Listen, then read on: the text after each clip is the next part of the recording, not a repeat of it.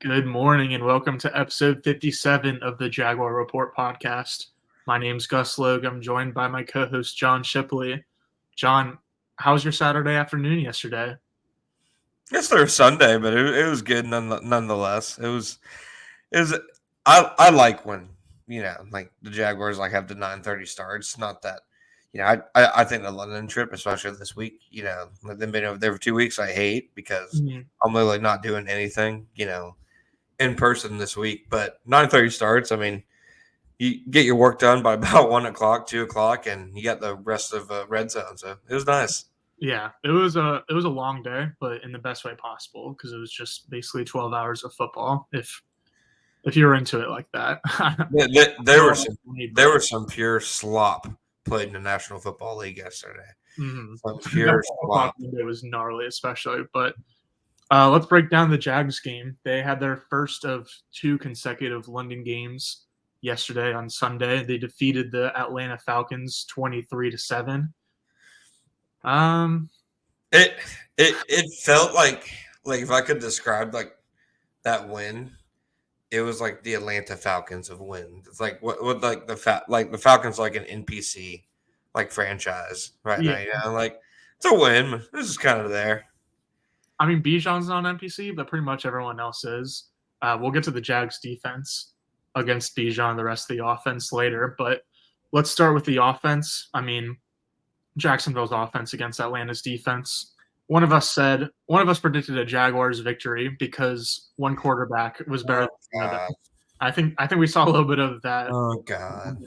Trevor Lawrence had a perfect day. There was a couple of times when he was a little bit too late to either get off of his first read, or more often than not he was too quick to get off of his first read. So we're continuing to see a little bit of the offensive line kind of affecting him and his process a little bit. But other than that, it was a pretty good, clean game from Lawrence and the rest of the offense. They kind of just took care of business and did what they needed to do. Yeah, I mean, I've seen a lot of people obviously it wasn't a great game. I'd venture to say maybe not even a good game from the offense. But I mean, they had, 4-5 scoring drives, at least in it, some drives that they were able to sustain, which is an improvement from, the last couple of weeks. I mean, I thought the biggest thing was that,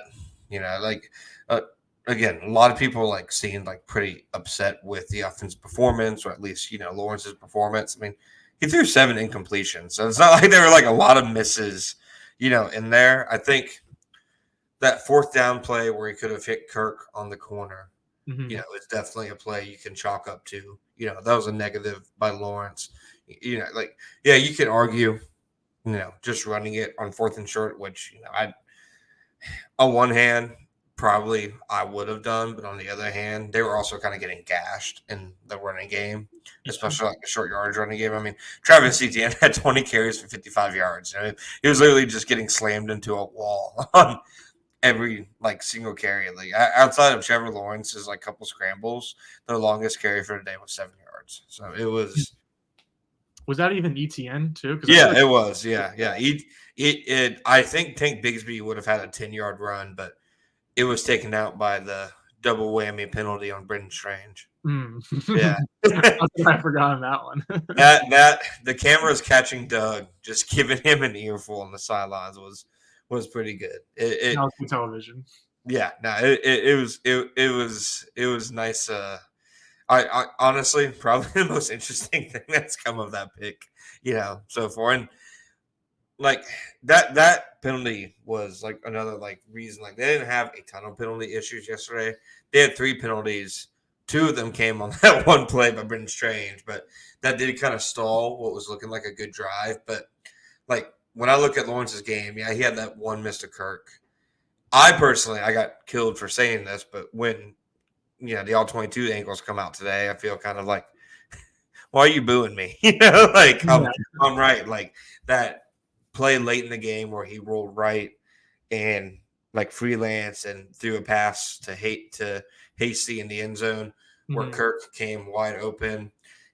You walk a little, got beat by Bud Dupree, was giving up pressure, but it looked like there was at least room for Trevor to step up in the pocket, but it just like you had mentioned, his process seemed sped up because of the line. Like once he felt pressure, he was like trying to get out of the pocket and make a play. And to his credit, there was a pretty big lane, like to rush. I think it was only a 3-man rush, so there was a big lane. But otherwise, other than those plays, I thought he played, like a safe game. He took care of the football. They didn't really ask him like to do a lot. Like you look at his passing chart this week and Bryce Young's passing chart, and they're not like anything to Bryce Young's passing chart. They're close cousins. They are close cousins. Bryce Young, when kept clean, 3.1 yards a dot. Trevor Lawrence 3.9. Like they clearly the offense is like play calling. I think they had 6 passes the Jaguars had that were over 10 air yards. Like it was clear to me, and 2 of those came on broken plays. So that's not even like plays where it's designed to go deep. So to me, it's clear that like the play calling is reacting to the offensive line's issues. And on top of that, the quarterback's also been impacted by it. So you get this offense it's like a neo West Coast offense. It's like just like the most bastardized version of a West Coast passing game like you can think of. Mm-hmm. One other example I'll bring up is the Jaguars' first punt of the afternoon or of the morning for East Coast watchers, I guess. There was a 3rd and 1 on Atlanta's side of the field, and Lawrence had it was an empty set, which I was trying to look up some stats on this and couldn't find them yet. But I feel like Lawrence has been getting a lot more empty looks, where there's not a running back in the formation. For sure. So that's a little interesting, and usually that's really good for a quarterback like Lawrence who has the arm to throw anywhere on the field and also the processing to get anywhere on the field. But on this play, ETN just had a short out route from the slot, and then there was someone that was outside of him just running a clear out go. And Lawrence looked right at him, and he was as open as he could be in the NFL. And instead, Lawrence just kind of went off of it, felt a little bit pressure, and then tried to scramble and just got kind of eaten for a sack. So generally speaking, it was definitely as good of a game from Lawrence as you could hope. And the thing is with their offensive line / play calling issues, there's not really a ton more out of Lawrence you can really get. But it's good to see that now it's just 1 or 2 misses in terms of timing within the offense rather than balls getting deflected off of Tank Bigsby's hands for an interception. But yeah, to your point about the horizontal spread versus the vertical spread, the only 2 plays that I can think of that went beyond 10 or 11 air yards was a play action pass to Kirk where he was just wide open, and it was a good concept and a good throw. And then the Ridley play, which was the first score of the day. Apparently, Doug said this morning, I'm pretty sure, that it was a broken play or a broken route, and he was supposed to be shorter. And then there was just so much space available from Atlanta's secondary that really kind of kept going. And Lawrence made an incredible move in the pocket to kind of sidestep a free rusher, and then he made the throw as he was getting hit by another defender. So that was a pretty cool play. But again, that and the easy Kirk play action toss, that was kind of it. And so it's definitely a little bit of a concern to see how talented of a quarterback they have, and they have good enough weapons, but they're still not really able to take advantage more than 10 yards past the sticks. Yeah, I definitely feel like the margins are like for error are smaller. So when those plays are available and they don't hit them, that makes it sting a bit more. But I mean, I agree with you. He took good care of the football. The few chances he had, he mostly took advantage of them. And I mean, his sack avoidance alone, in a game where they only scored 16 points on offense, his sack avoidance was the reason for 10 of them. There's the touchdown to Ridley where he had, I think, Richie Grant, tough weekend for UCF Knights, but nonetheless, Richie Grant, missed Lawrence in the pocket, and then Lawrence was able to make the touchdown throw, while on the move with another defender bearing down on him. And then it was 3rd and 9, and, barely across midfield, just in Brandon McManus's range where, if you get sacked for even 2 yards, it's probably a punt and just a wasted possession. And I think it was Jesse Bates had a free kill shot, on him, nobody. And he's able to get rid of the ball, throw it incomplete. It's, why are you hyping up an incomplete pass? I mean, he could have either 1, taken a sack, or 2, gotten, a penalty and be completely pushed out of field goal range. Now they had a kicker with, an above high school varsity leg that they trust. And, he hits the 56-yard field goal. That's 10 points right there because of the sack avoidance. So for the few throws that he did miss, there were plays where he literally is the reason points are put on the board. Good point. Yeah. We kind of foreshadowed it a little bit last week, but we saw the offense lean a little bit away from Calvin Ridley and towards Christian Kirk and Evan Ingram. No. What? No. What? You're Calvin Ridley. You bet on talent. On both shows last week. I'm a little bit of a Ridley stan at this point. Yeah. But, I said I wonder if we're gonna see the offense move less Ridley and more towards Christian Kirk and Evan Ingram. I said it at one point. Maybe you didn't hear it among the rest of my Ridley whatever, but it was said, and that is what we saw this weekend because Kirk and Ingram had a combined 15 catches on 20 targets, and then the rest of the team, including Ridley, had 8 catches on a combined 10 targets. So you definitely saw where the offense is kind of who the offense is running through. I mean, is it comfortable? Is what comfortable? The fence you're sitting on. Even your subconscious, wants to. Yeah, I'm with you. It definitely felt like a week. They're almost okay, we can't, get rid of that many passes because out of all weeks, maybe this is the week you just too juiced, to go. And we talked about the matchup screamed for Ingram and Kirk. The Falcons are weaker in the middle of the field and with the scheme that they run than on the outside. And the Falcons, they actually had AJ Terrell shadow for the first time this year. Which I was about to look that up. Yeah, I thought it was interesting. He said it was the first time they did it at all this year. So he was, I'm sure part of that has to do with Zay Jones was hurt. There wasn't really another outside receiver. Jacob Harris, I wrote in the Snap Count article that he played 7 snaps on offense, and that was probably 7 more than they ever intended for him, this season. When he's getting activated, it's not for offense, which a lot of people ask me why he was activated over Elijah Cooks and with Jamal Agnew out. I'm neither him, he's not going to take, Jamal Agnew's role in the slot. He's an outside guy. Tim Jones is already there. Jacob Harris was literally just for special teams, but injuries stacked up at wide receiver. I thought that was another, I think, they almost, are treating Ingram as, a de facto, wide receiver in a lot of ways, just the way, they're trying to get him the ball. And, you look at his route charts, and it's all, crossing, drag routes and, out routes and stuff. They know, the best way, I think, to use them. And this week, I think you finally saw, the offense is at its most efficient when it's flowing through those 2 guys. And it wouldn't surprise me if that's more of what you see moving forward.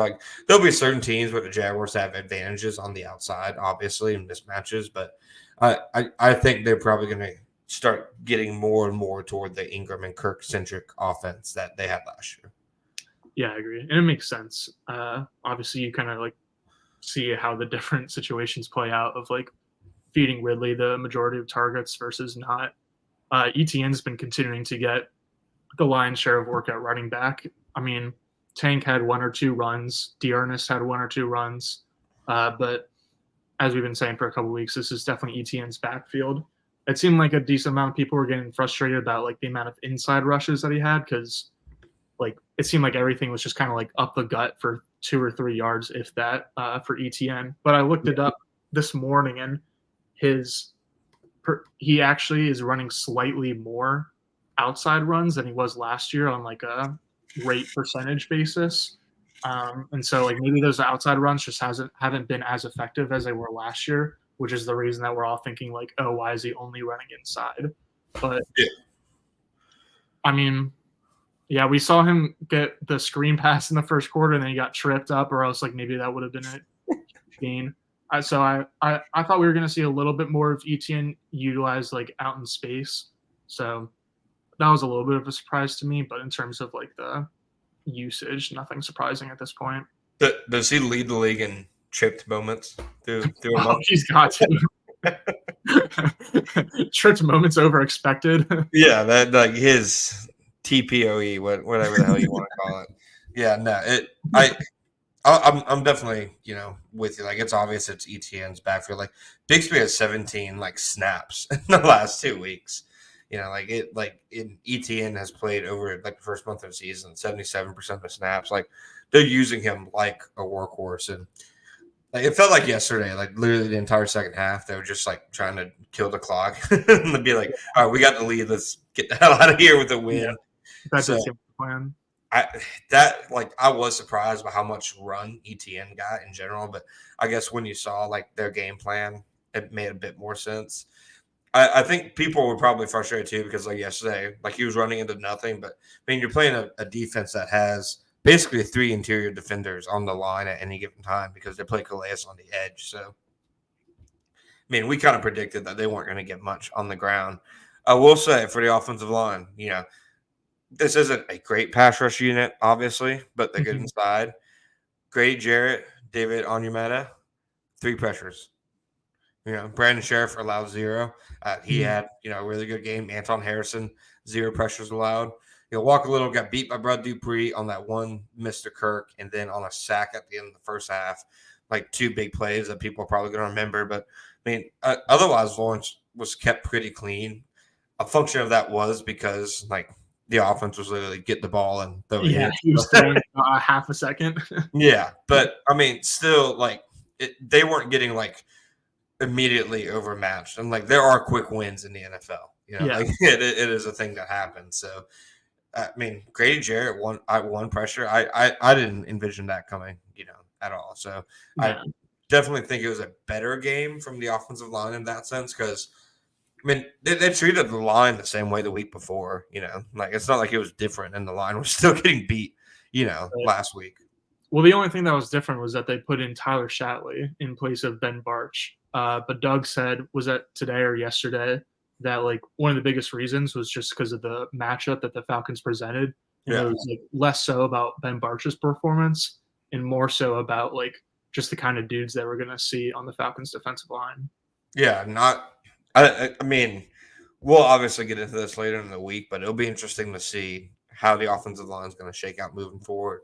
Cam Robinson's 4-game suspension's over. Whether or not he suits up at week 5, Doug kind of, left the door open, when he spoke earlier today. But what that offensive line, looks like will be interesting because, I mean, there's a real chance that the line that we saw on Sunday with Shatley, a left guard, Little left tackle, is like the only time we see that iteration of it this year. Yeah. Is there going to be a specific point in, like, when his suspension is, like, officially released? Okay. Yeah. It's not. Yeah. Okay. Yeah. Probably while we podcast, knowing the timing of things. Right. Well, that'll just be something to look out for, I guess. Yeah. Yeah. Any other notes on the offense? I think we hit everything I want to talk about. Yeah. I mean, I think so. Like, it felt like a week. Like I said, they built a 17-0 lead, thanks to the defense. They saw how Ritter was playing, in my opinion, and they were basically like, all right, let's pack this thing in and, let's not give Pink Bigsby a chance to have a backbreaking turnover. Felt like the only, like, intended deep shot the entire second half was that random Calvin Ridley one. Like one of the final drives where he drew like the pass interference, and it was just out of complete nowhere. Nobody in that stadium was predicting a Calvin Ridley deep shot at that moment. But I mean, I guess before we move on, I mean, what did this game do anything for you in terms of your confidence on the offense figuring things out moving forward? I guess, like, it gave me a little bit more confidence rather than me having a little bit less confidence, like if I had to go in one direction or the other. But again, I feel like this week was like a very much take care of business kind of week. And it's like, I feel like the good signs are like that there aren't any bad signs, if that makes sense. Like, they played a fairly clean game, like no turnovers I can think of off the top of my head other than the 4th and 1 in the red zone. They didn't get credited with any drops. I know people like saying that 1 third down to Ingram, I think on the first drive where he ran an out route, some people were calling a drop. To me, it looked like Lawrence was like a bit too outside with it. I don't know, but PFF didn't credit Ingram with a drop. I'll have to rewatch that one. I'm trying to remember what I was thinking live. I think like it was one of the one of those throws where Lawrence was trying to like make sure that it was in a spot where only his guy could get it. Yeah. Maybe again, I would have to go back and look at it, but off the top of my head, it was probably a little bit more Lawrence's fault than Engram's. I will say though that like Engram had 2 drops in like the first 3 weeks, and I thought both of those were on Engram. There was one in week 1 where he was like running a in route, and I think it was just a bad route. And then there was one last week where he was running an out route and had a drop like kind of late in the game. And again, I think they were both just like not very crisp routes. But this one, I'm willing to say it was more of Lawrence's fault for the week 4 miss. I will say before we break for defense, the most interesting post game. Interesting. Yeah.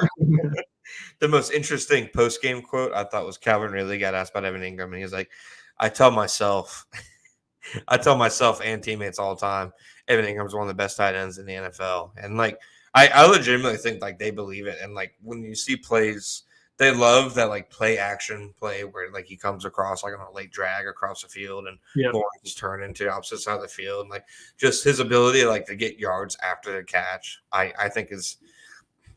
I'm not sure how many tight ends in the NFL are matching it, right now. Like it's not a long list. So I think that signing really is like looking better and better by the game.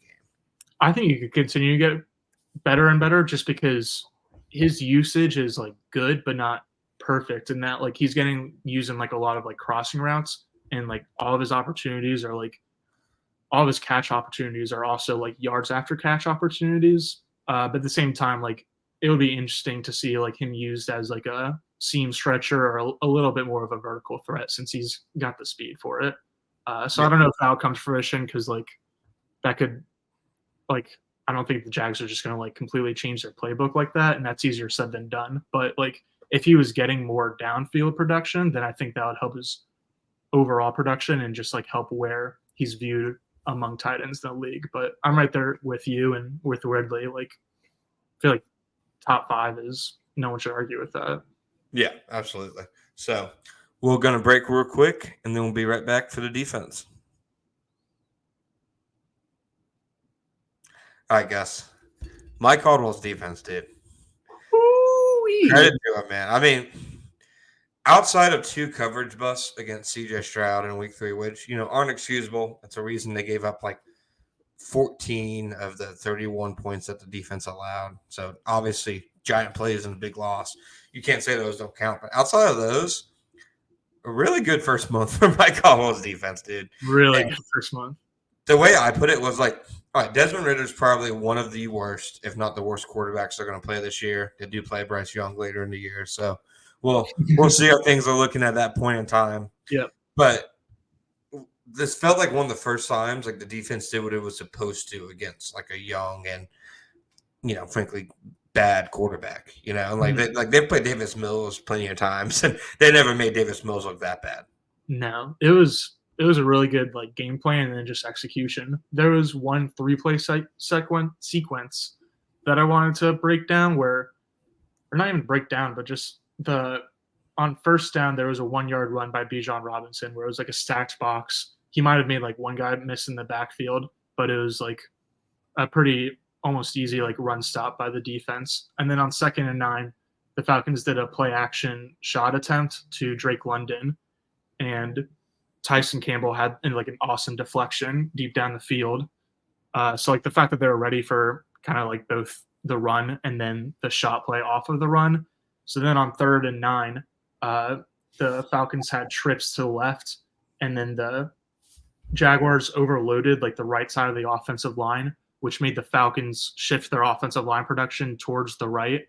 But then Foye Oluokun, who's like up on the line of scrimmage in like a mugged look, he dropped off at the snap, and then Trey Herndon like came in from his nickel spot on a blitz, and Andre Sisco like picked up the zone behind Herndon, and Herndon had like just a free shot at Ridder, and I think Josh Allen technically got like the sack for the play, but Ridder just like kind of turned around to make Herndon miss, and then Josh Allen was right there. So just that's kind of what I was talking about last week is like the Jaguars really want to do really well on 1st and 2nd down so they can get into like 3rd and long situations, and then you can see like fun blitz concepts like the Trey Herndon corner blitz.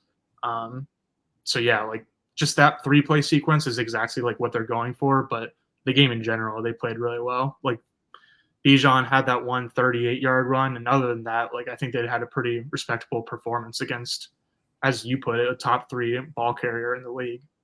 Yeah, no, I would definitely, agree with you. I think when you look at their overall, efforts against Bijan, he had the 38-yard run, he had a 21-yard run, and then other than that, his next biggest run was like a 13-yard run. So like they mostly kept him in check outside of a couple runs, which I think like he's the kind of player like you just have to like tip your hat to him. Like he's going to beat you at some point. Like I know Chad Muma is probably going to get roasted, for the rest of the season and clips from that, but like.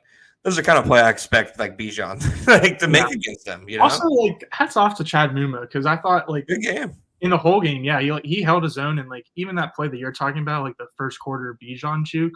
Yeah, he slowed him down, and then it was Bijan didn't get the first down. So like yeah, Bijan like might have embarrassed him a little bit and taken his ankles, but Muma like still even if he didn't get the tackle or even really make contact with Bijan, definitely slowed him down and get some credit for the third down stop. And I feel like the Falcons were not clearly targeting him, but going after him a little bit in this game. And again, like he held his own. He was not like at all like a big weak link. And yeah, it was a solid Muma game.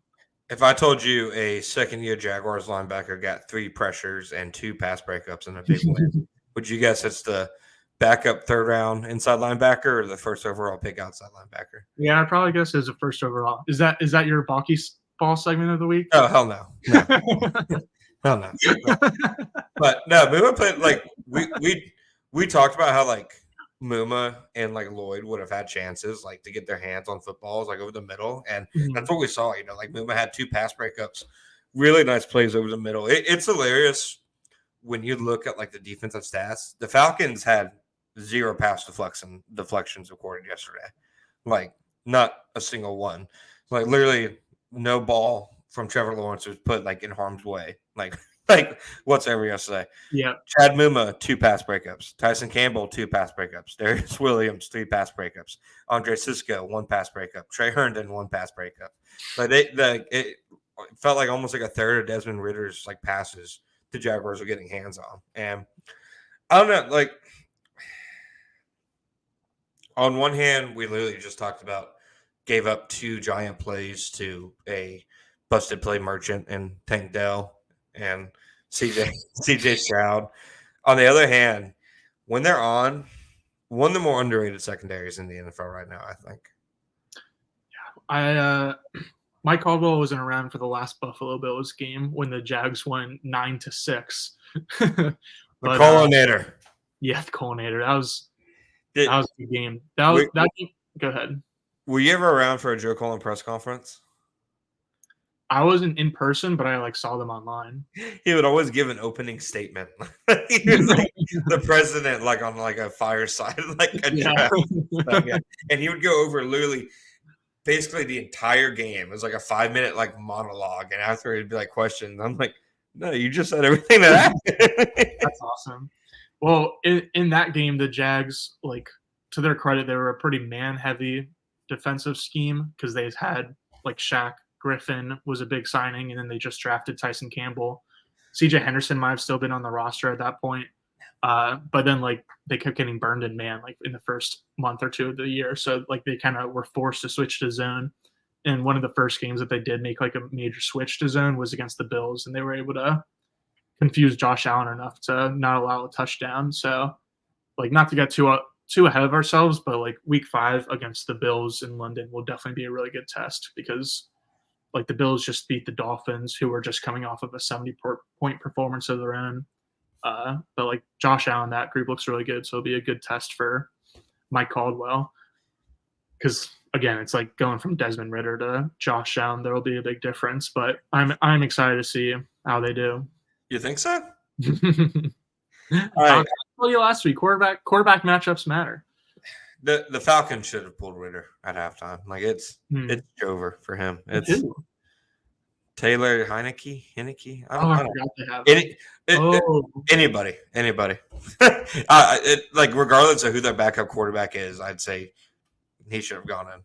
You could have been the backup quarterback, and you should have gone in. thanks, Yeah, buddy. yeah. I mean, he's terrible. He is Yeah, terrible. he made a couple like decent throws in the second Oh half, but like God, I'm almost willing to like just chalk that up to like game script. you're an apologist. That's all right. I'm just pointing it out. He made like 3 good throws. I'm He just trying did. to, I'm coming in his defense.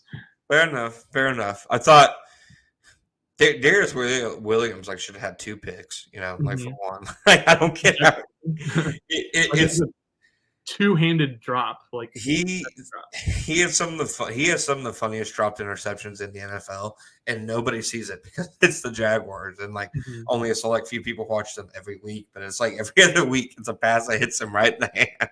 You could definitely make a montage of his dropped interceptions, and like you wouldn't be able to post on Twitter because the video is too long. Yes, but I mean the play that he made, like a pick six on the slant flat, like concept, like it just doesn't happen like very often. Like I thought it was one of his best games, like as a Jaguar. You know, like he was blanket in coverage, and I thought they did a good job on Drake London overall. Like the Falcons did a good job to like the Jaguars are pretty like true to they're not gonna like follow you inside like your receiver. Like if you line up your alpha inside, they're gonna let Trey Herndon go against him.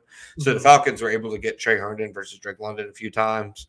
Herndon gave up the 1 touchdown. Otherwise, I thought the Jaguars kept London like in check really well. You know, like Herndon had that really Trey Herndon also had that like huge 4th down end zone breakup against London to like pretty much seal the game. So Herndon didn't get what did you say last week? He was going to get a tackle for a loss and an interception, but he did have a huge pass deflection, and he had like the pressure that I talked about earlier, where Josh Allen ended up getting the sack. So definitely okay. still a good Trey Herndon game.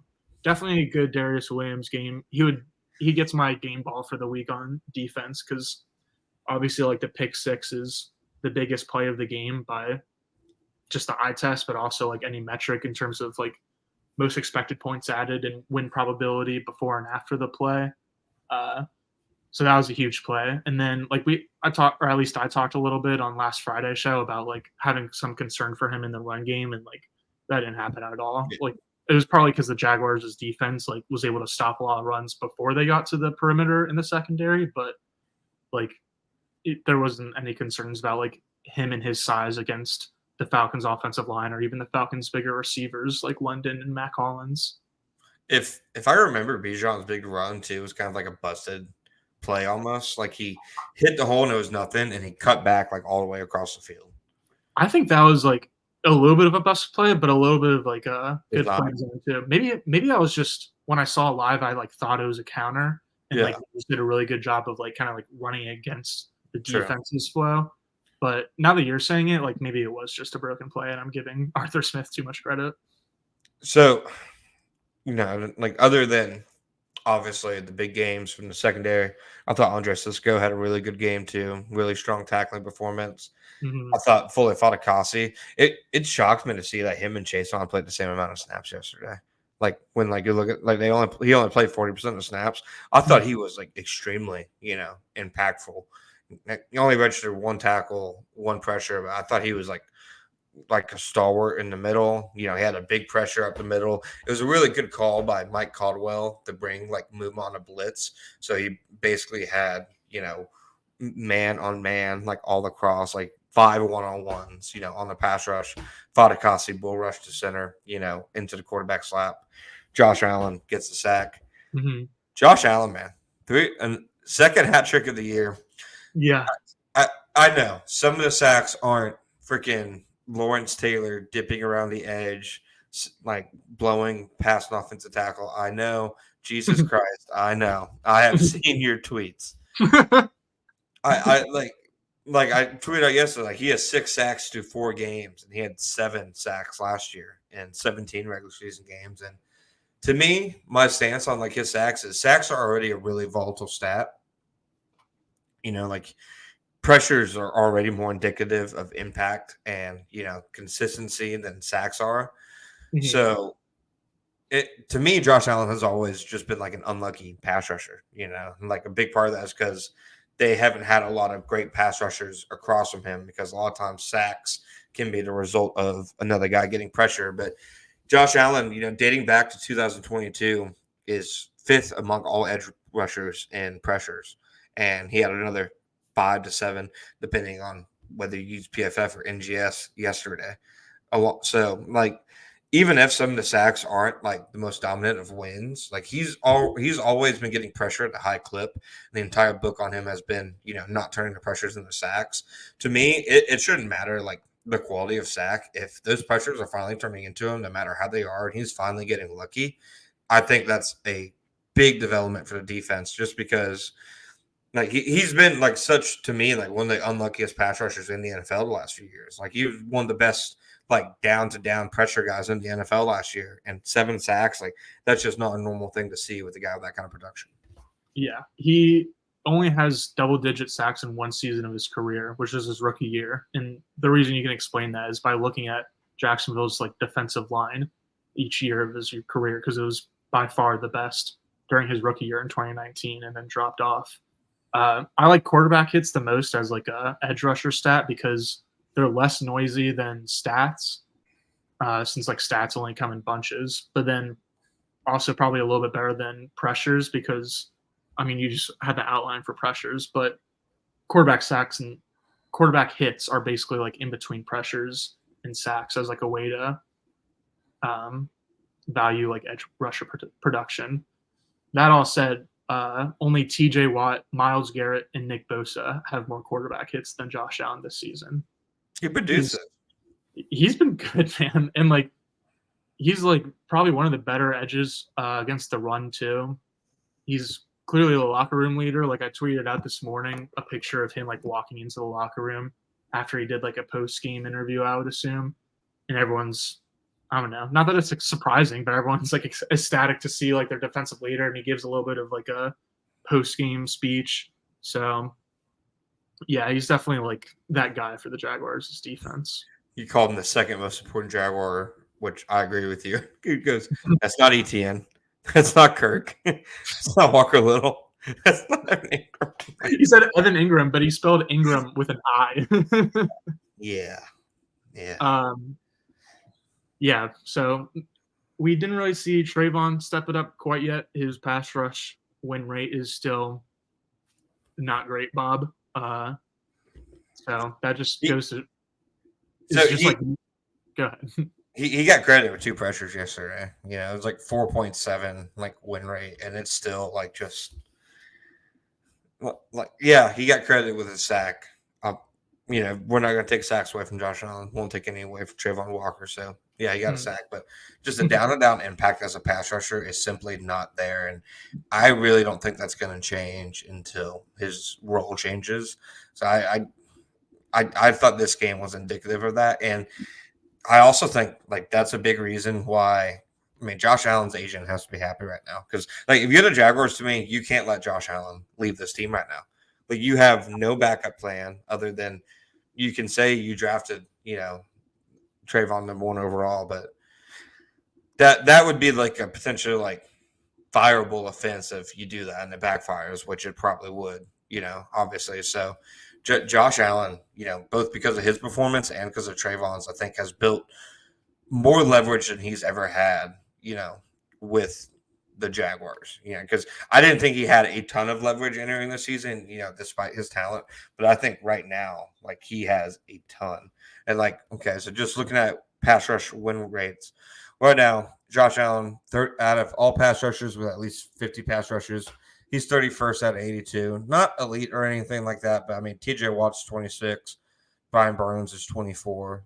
Like it's a noisy, stat that over time will, even out. Right now, Trayvon Walker is 58th, and if you want like something like to maybe hang your hat on that it can improve, like Daniil Hunter is right below him. Sam Williams is right below him. Arden Key is 54th right now, so but right now it's clear like Josh Allen is the like far and away like the most important, like to me, player for the defense entering next year too. Totally. Yeah, I think before the season, I would have been like, oh, like Josh Allen is like maybe as valuable or has similar value to Foye Oluokun in the middle of the defense, and then Tyson Campbell in the back end of the defense. But through the first month, like Foye and Tyson have both like had very good seasons and are still very good players. But Josh Allen is kind of like separating himself from, again, like anyone on the team not named Trevor Lawrence. You ready for this week's Balky Ball? I thought you already did it, but yeah, let's do it. No, not even close. Not even close. Okay. Hear me out. Okay. Would you rather have re-signed Josh Allen this offseason to a relatively moderate deal, like a top 10 to 15 edge contract, nothing crazy. Yeah. I'm not going to give you any numbers. I didn't research anything for this. Or would you rather have masterclassed it, not giving him a contract, so he's now in the contract year, and he plays the best football of his life and gets 6 sacks in 4 games and will now command, obviously, a much larger contract. But which one? Yeah, no, that's pretty interesting. I think I would have rather paid him a top 10 to 15 edge. You got masterclass. Like, okay. You can't. I walked right into it, didn't I? Yeah. No, you got Balky Ball. No, it's. No, I would have rather paid the man. Yeah. Okay. Now you're making me feel like, yeah, every athlete deserves to get paid, and but I don't know. Maybe putting the feet to the fire. I do get your point. Like, he's definitely like appeared extremely motivated this year, and like this is the first season that I've been like pretty close to the team, so I don't know. I can't say like whether that motivation has actually been different compared to years past. I think so. Like he's always like. I hate when people say contract year because he's always been a really motivated player. But any player in a contract year is going to be like, this is the year I need to turn up. So, maybe you could have given him a, relatively safe deal, or you could have masterclassed it and helped him have the best year of his career. That's crazy talk. You got Balky Ball. It's not crazy. You're crazy. Let me ask you this: with the like leverage thing with the agent that you're talking about earlier, do you think that like makes there a bigger chance that he could sign a contract before the season ends, or so you're still fully expecting it to be a 2024 off-season deal? I think I say all of this thing is get a new deal. I think it's going to get franchise tag probably. Honestly, like they don't do deals like in season, like and not like. Personally, I think it makes sense when teams are like that because, like, if you get start talking contracts with a guy like during a season, I don't know, man. You make the wrong offer, you make the wrong move, the critical point in the season, and you hurt feelings, and it's just not productive. So I think that they start those conversations when the season ends, like they did with Juwan last year. I guess would probably be the best example. And my expectation is probably that he'll get franchise tagged. Is my expectation. I think he'll be like Evan Ingram this year, where it's like whether it's a tag, whether you get a deal at some point, you're not playing anywhere else next season. Yeah, the only thing that would give me pause about the tag is that I guess I assume that Calvin Ridley would be the most likely player to get the franchise tag next offseason. But I mean, through the first 4 games alone, again, small sample size, but Josh Allen has definitely I don't want to say deserved the franchise tag because no one deserves to get the franchise tag placed on them, but Pokeball. I guess he deserves to be kept over any other player. So right now, if you had to use the franchise, you can only guarantee to keep one of Josh Allen or Calvin Ridley next year. Who is it? I know I'm asking the Calvin Ridley guy, but you're just asking the offense guy. Oh God, you're the only one who likes points, Gus. That's so trendy of you. Yeah, you loved when Arthur Smith was calling runs with 5 minutes to go yesterday, so you could say now he's really establishing the run. You love that. You love it. I love passing offenses. First of all, yeah. I know you are. I feel like I'd have to say Josh Allen. My heart is telling me Calvin Ridley, but my brain is telling me Josh Allen. There's the drop off between Josh Allen and whoever else you get in the building is there's massive compared to anyone else on the team, including Calvin Ridley versus like Marvin Jones or anyone else that you'd get. Yeah, so I'm with you 100%. I don't think they can let Josh Allen like play anywhere else. Like, I don't know who any of the top edge prospects are this year. I don't know if there's like a Will Anderson in the class or whatever, but like unless like you have a clear path to getting that guy, like Josh Allen can't go anywhere. Totally. All right, we're gonna break real quick. We're gonna get to you already gave one out, but we'll get back to it. Our game balls and hot takes. Yep. Then we're gonna wrap it up. All right, Gus. You already gave out defensive game ball, Darius Williams. I'll go ahead and start off giving you mine. I'm going to be bold. The guy had 3 sacks. Yeah. It's the most Josh Allen like luck thing ever. Like a week where he should be like, 3 sacks in a primetime game, a strip sack. One of the best games of his career. The only game at the time that people are watching, so everybody's seeing it. You do it in a contract year. Should be a lock to be defense player of the week, and then Khalil Mack gets 6 sacks in that game. Yeah. Like at least he got some Toy Story animations to show to his kid. Did you like the Toy Story stuff? At first, I was like underwhelmed because I was like, "This is like, there's no way you can like follow a football game this way. Like, if you're actually a fan of football, then like you'd be way better off watching the broadcast. Like, because obviously the Toy Story broadcast was geared towards kids, or even just like not huge football fans. But that said, like as the game went on, I thought it was pretty cool because there was like they would show you different angles in that broadcast, I guess, versus the normal broadcast. They would be a little bit zoomed out, so honestly, it was easier to see like route concepts and like what was going on. So it was like almost like a Fox like all 22. But I thought it was entertaining, like having like the Slinky or whatever, the dog as the first down marker, having like whenever players like had a breakaway run, they would have the fire kind of off their feet, set fire to the field or whatever. So I'm not going to sit down and watch the whole thing, and I never would, but I thought it was fun. Yeah, no, I'm with you on all that. Like on like that Lawrence like scramble like for like 26 yards, like you could see like perfectly like the play they were trying to call, and it's complete sicko thing to be like, I'm breaking down route concepts using the Toy Story. But offense game ball, who you got? I got Christian Kirk just because I was expecting one of him or Ingram to step up, and I was expecting it more to be Ingram, but I thought Kirk had a really good year or a really good game.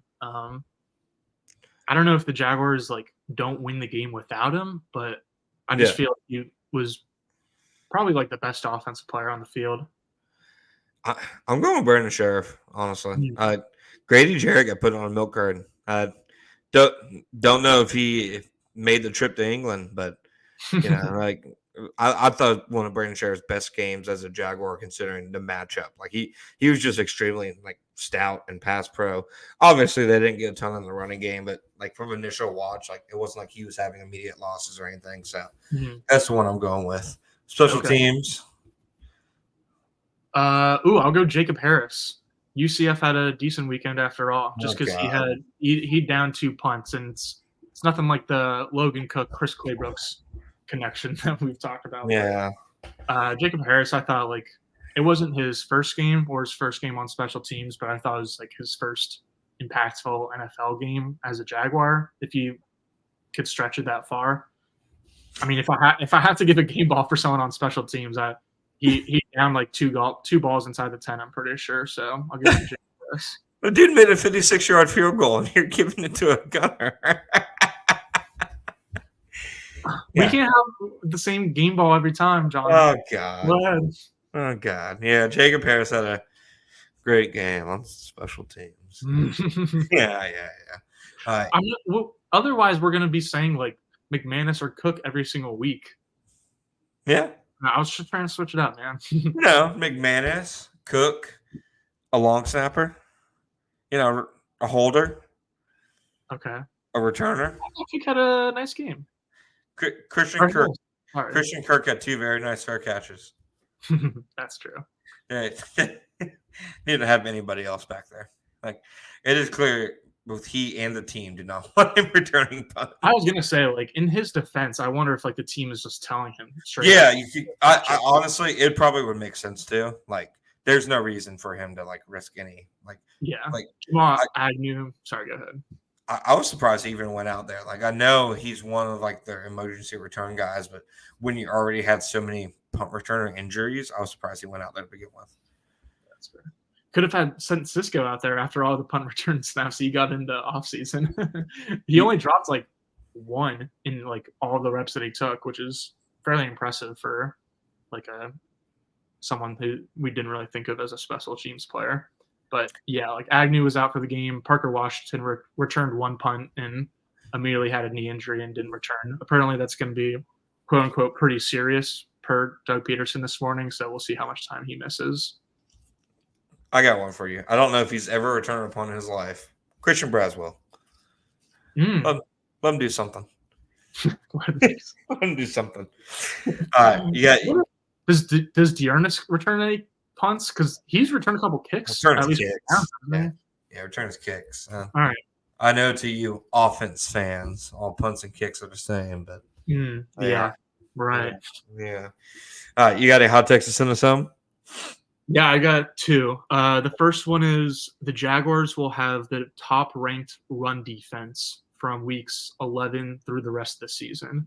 And the main reason I say that is because the Jaguars have just had a really good run defense so far. I know they were top 3 in pretty much most, at least advanced metrics going into the weekend. And I assume they're going to stick there after Sunday's game. But they're doing really well without Devon Hamilton, who's arguably their best run defender. So I'm giving, like, I don't know when he's going to come back, but I think, like, by week 10-ish, you can hope that he'll be back. And then I also said after week 10 because the Jaguars played the Niners in week 10, and Christian McCaffrey just scored 4 total touchdowns. So after the Niners game, they'll be ranked as the number 1 run defense in the league, is my hot take.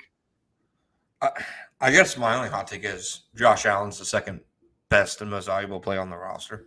I'm not sure how many fans would agree with that before the season, or like even right now, you'd probably get a lot of Ridley or Kirk or Campbell or Ingram, Foye, etc. Yeah, some people would say that's all I'm saying. Yeah, I think it's clearly Josh Allen. Yeah, I think even if it doesn't like feel like a hot take coming off, like it's a good take and one that should be said. So my only other take is that Travis Kelce and Taylor Swift are not dating, and it's just a media scam or whatever you want to call it, an advertising bonanza. Like I finally got fed up to the point last night when I was watching like the Sunday night preview show, and like they geared it like just specifically to Taylor Swift fans. And then you're not a Swiftie? It's too much for me at this point. It's gone past the line, and I'm like, it's not real. Like with the Jake from State Farm sitting in the stands with Kelsey's mom. Yeah, like it's gone too far for me. They're not really dating. I do want to say the worst tweets of this football season this year, and probably of this generation, are any tweets that mention Donna Kelce and Zach Wilson. I hated every one of those. I'm sure Donna Kelce is like a very nice woman, but I agree with you. Like I don't care. Say it. You want to get her out of there. Throw her out. That's what you want to say. And like, I guess Sunday Night Football's defense, like Aaron Rodgers isn't playing, so you can't do the whole Rodgers-Mahomes showdown angle. Yeah, I don't know. I'm just sick of the Taylor Swift angle. But before we go, do you have any takes on Nate Hackett and Zach Wilson having a better game against the Chiefs defense than the Jaguars?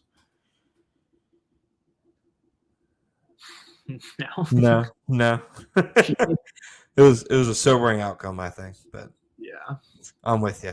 All right. Well, on that happy note, we will be back. We'll be back Friday to preview the Buffalo Bills. Gus, you got anything else for us? No, sir. Looking forward to that. All right. Thank you guys for joining us. We'll be back later this week.